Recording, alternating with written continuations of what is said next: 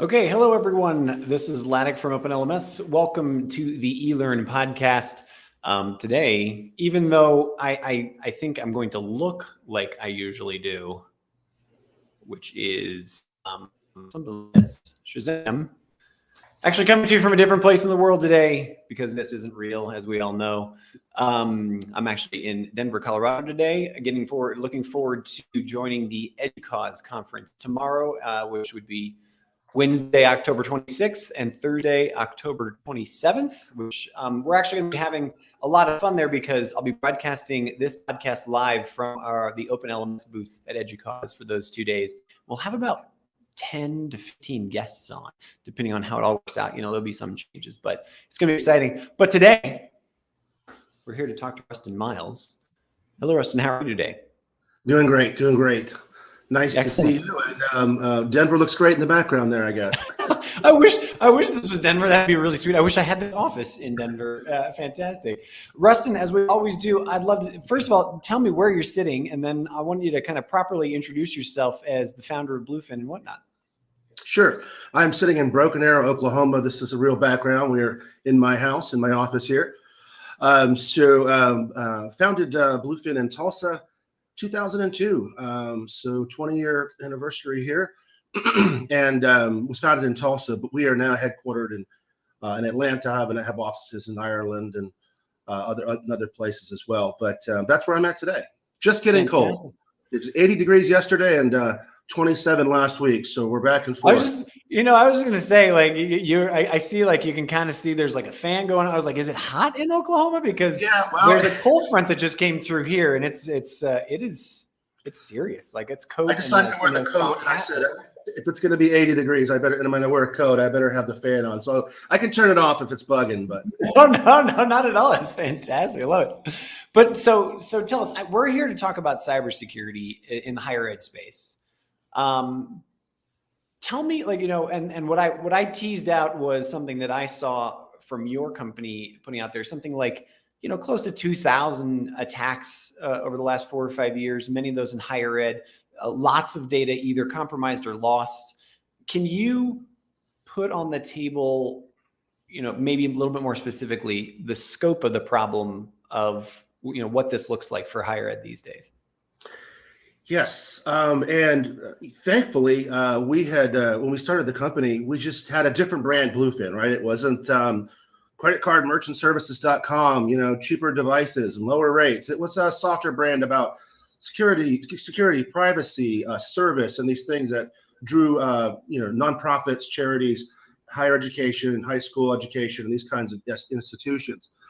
So it was in our DNA for such a long time.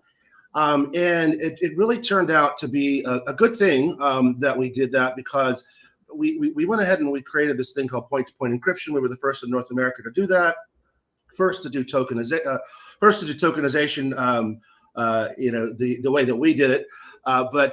So we were very front on the side of security, and that was really serendipitous, because the higher education institutions that we were dealing with and serving became extremely rich targets over the last 10 years, because it's not just card data, it's personal data, it's health data, because lots of them have health systems attached to them as well. I won't call them out, but we all know those universities, great systems.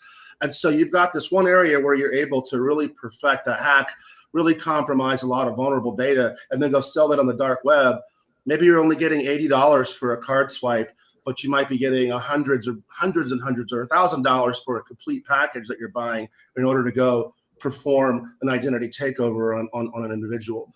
So because of that, we saw a lot of hacks, breaches starting to happen in universities and higher education, which then really, and again, not only was it an attractive area, but the cost per record to recover from those breaches was significant. Mm. And then also taking the fact that universities aren't like a network of shoe stores where it's like, hey, you breached my credit card data, but next year I forgot your name of the company and I see a sale, so I'm going to go back in for cheap shoes.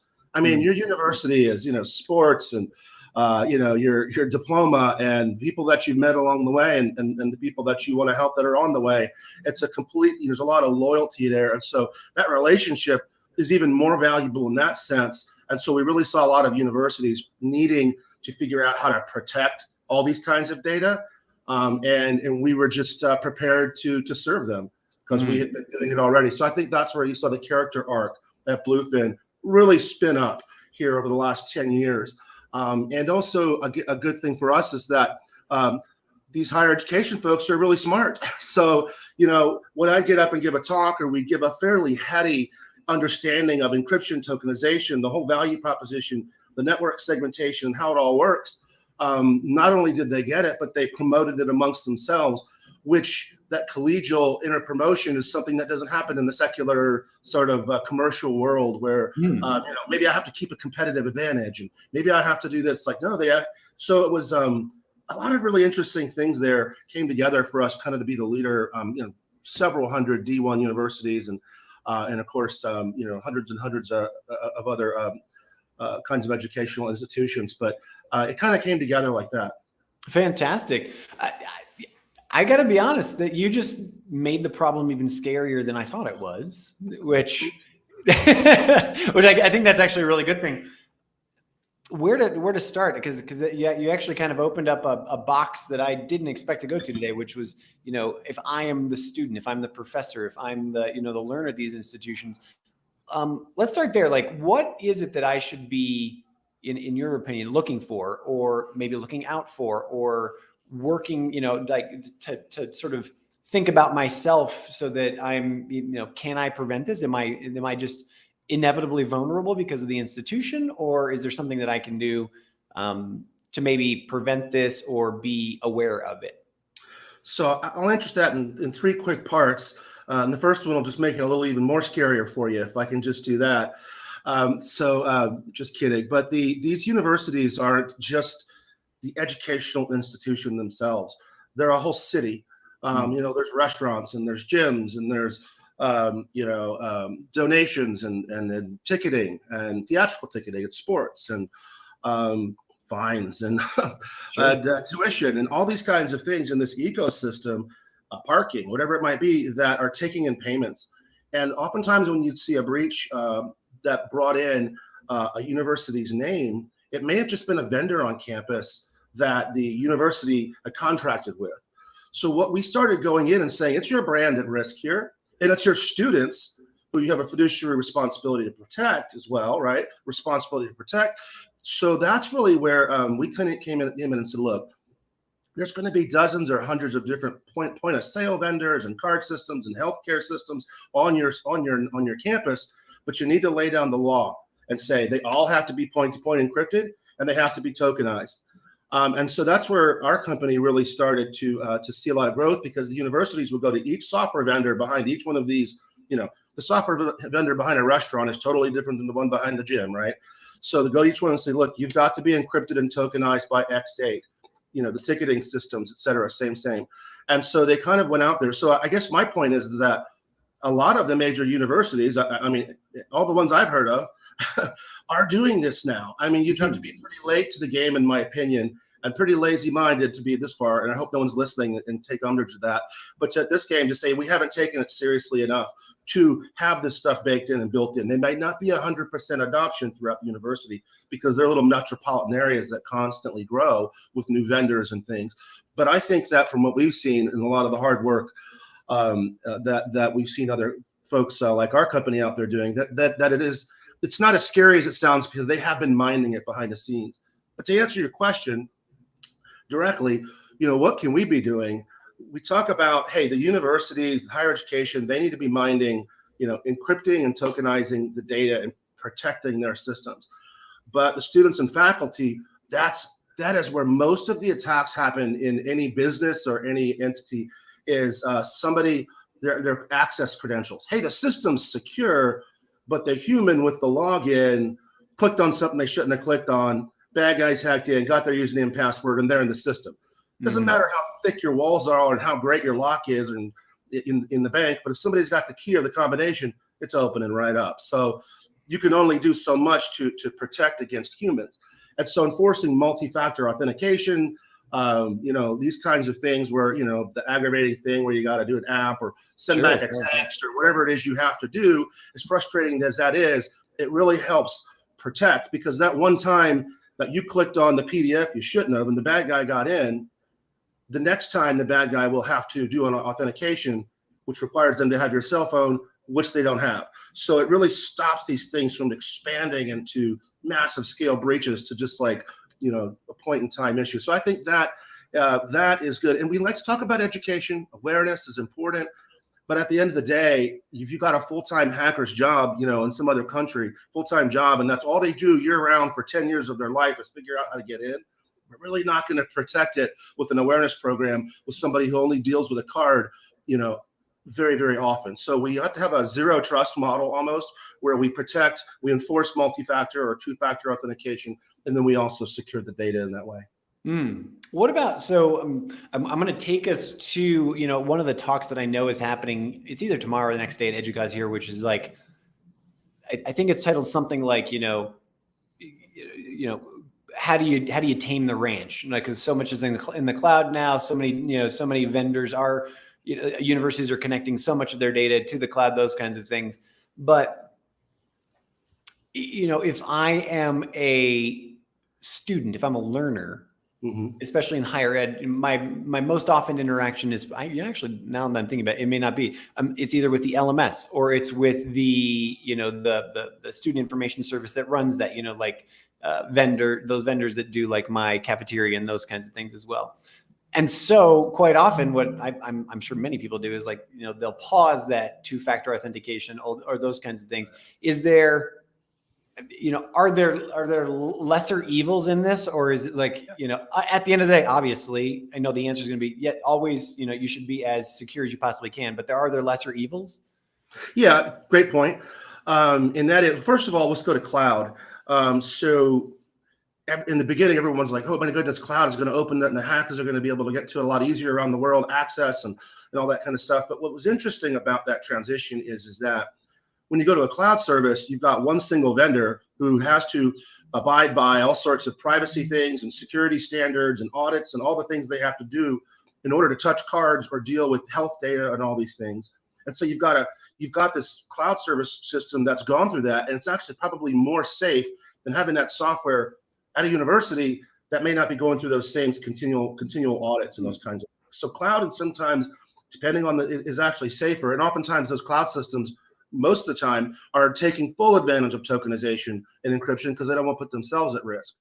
To answer your question about the lesser evils, absolutely, we should never give a student or a faculty person who has access to these systems, even if they turn off or pause two-factor authentication, that kind of thing, and the bad guy gets in and gets around it. They should never have access to wholesale private information, right? They might be able to go in there and find a record and hit the refund button and do something nefarious, or see the last 4 digits, or maybe get your home address, a little bit of information. But they should never get wholesale information. Just, I'm going to download all credit cards now.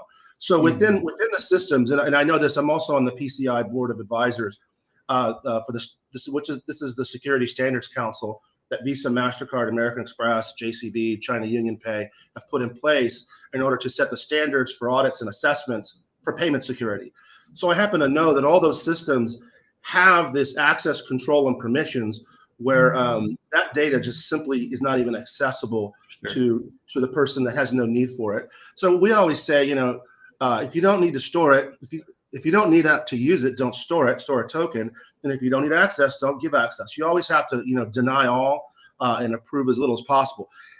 The interesting thing when I say that, and when folks look at, a breach or something that happened at a university or a business, it might be that someone breached the network defenses. They got in where they shouldn't have got in, right? They got into the bank. But if the data is down,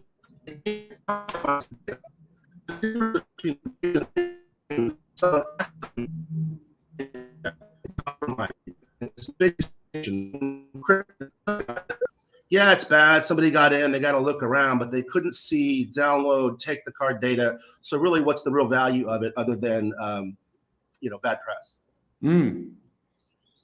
So take me through, you're almost, I feel like you're almost painting a nicer picture than where we're at today. I guess, because we see some of these hacks that are happening. I live in the city of, in Mexico City, and, recently there was just a huge hack that I think it was like 6 terabytes of data that was revealed about, the military and the government, those kinds of things. I'm kind of trying to think from the institutional perspective. If I'm a university, what am I really worried about? What are the key things that, you've already put some of the sort of just standard things on the plate. Like, what are the forward-looking things in terms of the next, 6 months, the next year, whatever, that I should be putting in place, or I should be worried about, or I need to have a mitigation strategy for, those types of things?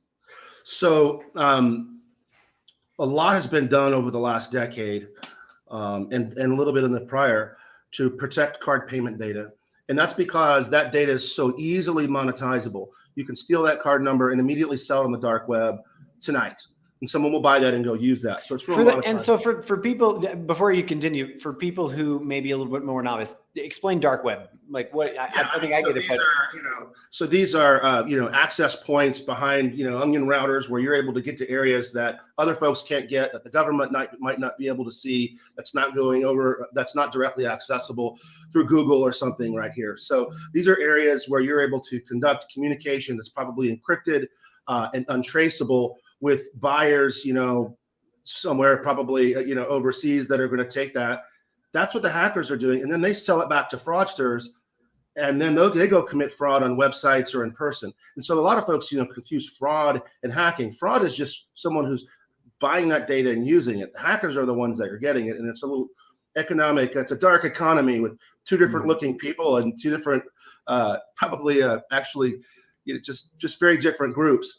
But to put that back, so card payments was so easily monetizable that's where all the activity in hacking and fraud was happening for so long. And so people spent a lot of time, universities included, securing that, and they have implemented things in large scale. That's why you don't see as many credit card data breaches in higher education. So what happens there is the hackers still got to eat, fraudsters still got to get paid.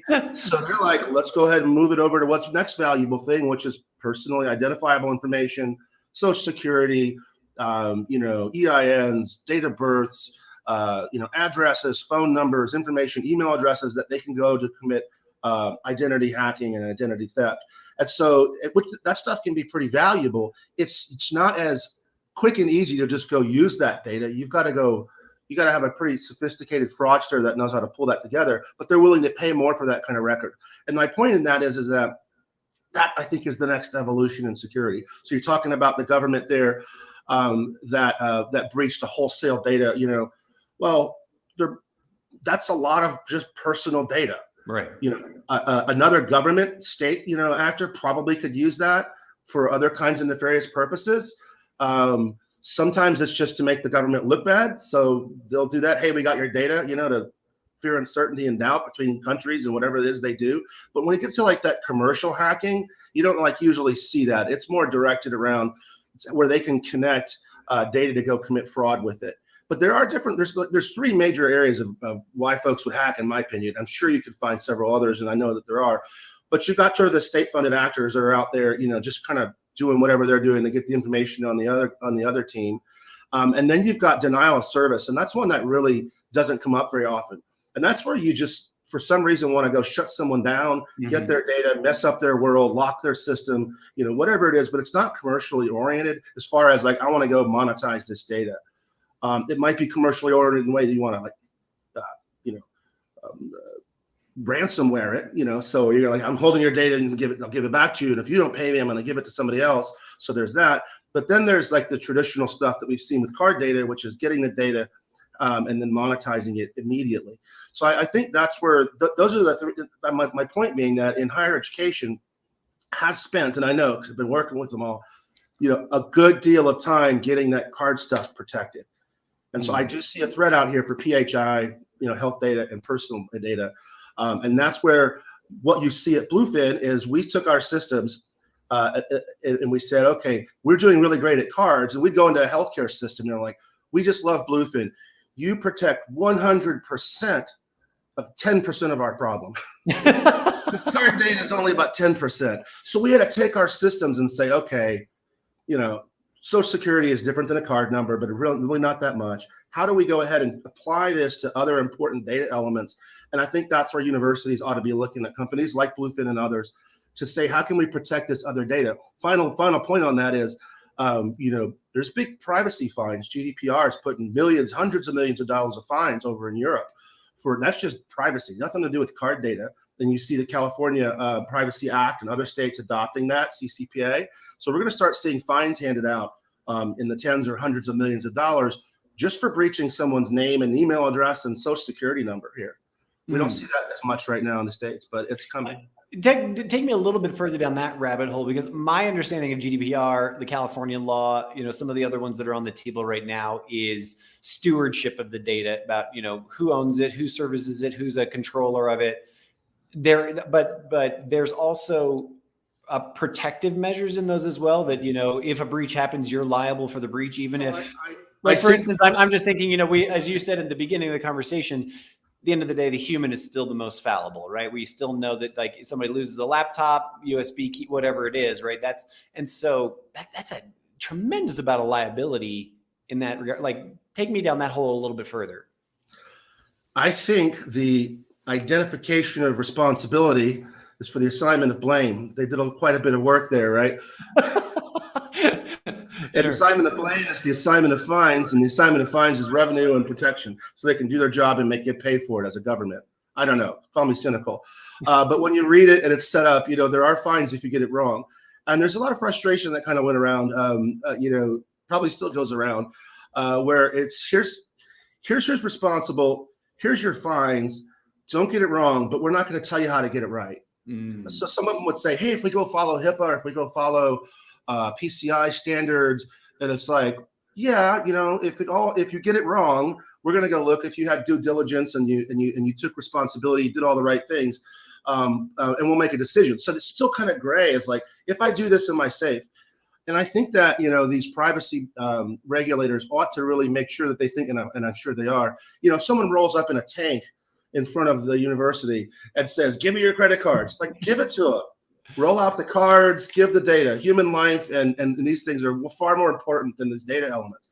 And so that's unreasonable for these institutions to have protections against unreasonable kinds of threats.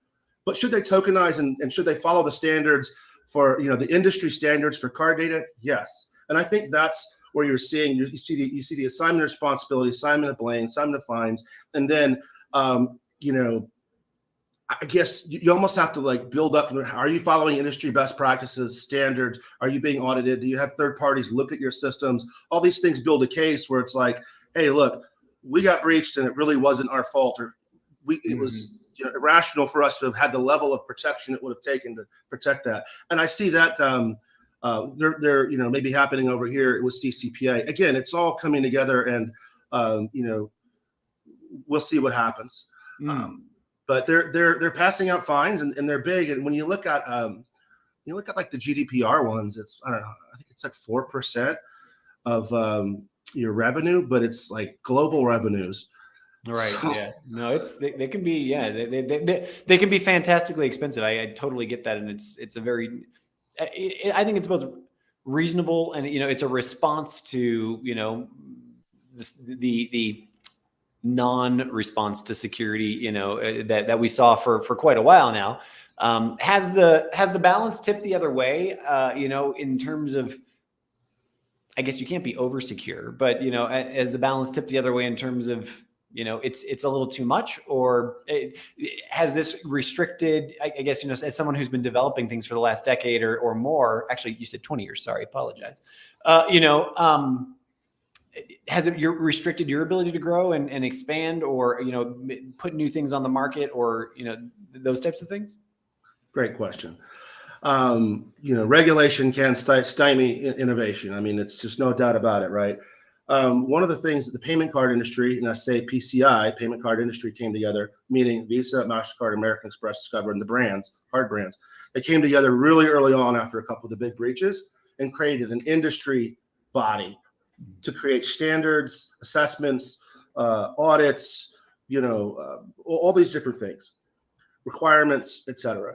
And what that did, they're trying to self-regulate, right? So that they didn't, if you don't take care of it, government's going to do it. And the government is not a bunch of, business and security and credit card payment experts. I mean, that's what we are. That's what we've done. Spent our 2 decades learning and doing all that. That's what we do, and they do other things. So if we don't do our job, they're going to have to come in and do it. Mm-hmm. And so very much, I think that's that way for the cards. We step out of the card paradigm over to PII and PHI, health and personal information.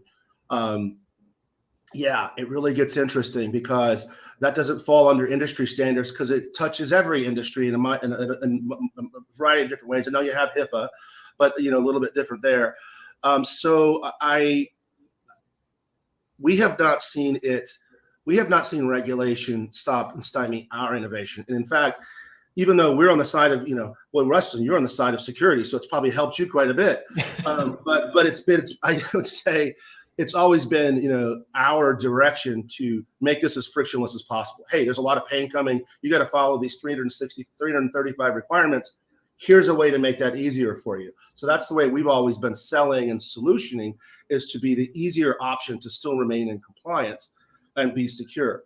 And so I think those same kind of concepts, and that's what we're as a company doing for the personal and health data, is the same thing with our product Shield Connects and Decryptics and other things, and pulling this value out of the payment stuff and applying it to these other areas. I think it's too soon to tell whether or not these domestic regulations will affect innovation because they're still finding their first big case. I think they have their first big case, but they like to have their first big case, their first big fine, and the watchdog thing, and then the rollout, and then they start to press that out. So I have not seen it stymie innovation yet in our world, the privacy side of it. But who's to say what's to come? I'm just talking about to date. Can I ask what the big first case is? Is it the one that just happened in Los Angeles? So what was it? Salesforce, one of their clients. I'm sorry, I'd have to get you this, but it was the name of the merchant, right? As the named, and then it's they were using the Salesforce system. So really, it's I think sort of a way to kind of. Okay, well, that brings me the biggest SaaS provider you could possibly find and try to make a big case out of it. That's and I haven't followed up. I have to be honest with you in the last couple of months on it. It might be something I should have done before this, but it'd be interesting to see where that case is at. Well, that kind of and then brings me to an interesting point here in that, so we know that so much education has moved online. I mean, that was an inevitability that's happened over the last 2.5, 3 years here. It's here to stay. That's something that everyone's talking about in the higher ed place. Some universities and some education programs are completely online now, right? Like the entire diploma program is delivered online. And a huge part of that is now turning to something that we call micro-credentialing. And again, here at EDUCAUSE, that's going to be I know that there's at least 4 or 5 presenters on that topic. So they're connected to things like Salesforce, to LinkedIn, to Microsoft, to other development programs, those kinds of things. Is there anything new or unusual that we would need to be thinking about in that regard, or is that just another expected evolution of these, as you said, these metropolitan areas, basically, of these systems that are connected together, and they need to be properly secured to that tokening? I think it's fantastic because it's kind of like single sign-on or SAML or one of these things, micro-credentialing. Because if you've got somebody that has to log into 12 systems to do their job, they're going to have 12 different passwords that are all have different timeouts, and this one's at 30 days, and I'm going to add a 1 to this one and a star to that one, and I'm going to have post-it notes, and it becomes an aggravating part of their life, and it's really not all that much more secure, right? But when you have some of these more areas where we can concentrate and have someone a company's whose job it is to credential, to authenticate users, to maybe look at the thing and say, hey, it's been this much time, or your IP address has come up. I'm going to reach out to you now, but you're in a safe zone, so I'm not going to reach out to you then. And you have that now. You have vendors in an ecosystem that are making life easier for these people and more secure from an authentication perspective, rather than leaving it up to willy-nilly every one of the software vendors that they have to integrate with. And so I think you wind up with a better standard process that's both more secure and more convenient. Ruston Miles, you're the founder of Bluefin, and we've been talking about cybersecurity higher ed. I have one last question for you here that I hope is not a curveball, and I hope that you don't groan too much. But where does this, where do things go in your mind as we find ourselves more and more in the metaverse, in virtual reality systems, those kinds of things? Is there anything different about that? Or is there anything, as we attach more and more of our lives to these virtual environments, as a learner or as a professor, as an institution, or is it still the same game or not?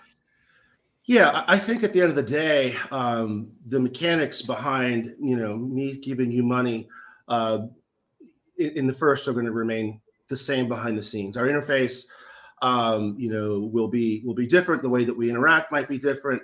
The way that we make the sale or the handoff, all of these different things, I think but I believe that the infrastructure behind it will remain the same for a while. A lot of folks talk about biometrics and the fact that, I might be interfacing with a system that can take care of, finger or face or eyes or things like this. My problem with those kinds of technologies is, until we can prove that we can't compromise a 16-digit number, a credit card number, that we, by the way, can just give the cardholder a new one. I can't give you a new set of eyes. I just can't, not God. So I think that's to me, using those as authenticational things are really, we need to really prove that things are kind of secure before we get to that. So putting that to the side, I think it's a lot of the same critical things: authentication, tokenization, end-to-end encryption. We see in WhatsApp, our signal, I'm talking to you, you're talking to me, we're completely encrypted throughout. I think those kinds of things, a tokenization, meaning we're not going to store the data, we're going to store a token instead. I think those things are all still fundamentally the payment infrastructure blocks behind the metaverse right now. I do think that the metaverse is going to radically change the interaction for commercial interaction. Et cetera. But I think you're still a person in a place with plastic on your face, rather than sitting 2 feet in front of you. So which is just a far better experience. I think the plumbing, I think it's going to stay the same for a minute. Well, either that or you and I are going to have to look like Tom Cruise. Minority Report, look at the eyeballs. That's right. He's in the bath. The milk bath. Ruston, I can't thank you enough for taking time out of your day in Oklahoma there to talk with me about cybersecurity today. Really, really appreciate it, and I wish you all the best. Thanks, Lynette. Appreciate it. Thank you so much. Ciao, ciao. Cheers.